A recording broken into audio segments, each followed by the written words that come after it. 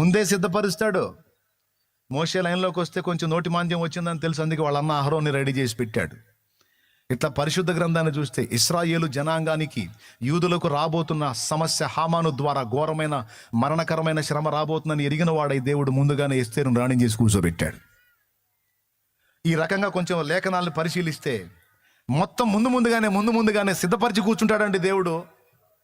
అనవసరంగా నువ్వు నేను టెన్షన్ పడతాం కానీ ఇది ఎట్లా ఇద్దో అది ఎట్ట ఇద్దో అని దేవుడు అంటాడు, రే దాడా ఇట్రా, నాకెళ్ళి చూడరా రే, అది ఎట్ట ఇది, అరే నిన్నటి కాపాడావు ప్రభు, మొన్న కాపాడావు ప్రభు, ఈ రోజు లైన్లో ఉన్నావు అరే 3 సార్లు 3 రోజులు నేను కాపాడినాను, రేపు కాపాడినా, అదేలే నేను కాపాడతావో లేదో అని మళ్ళీ వదిలేస్తావేమో అని.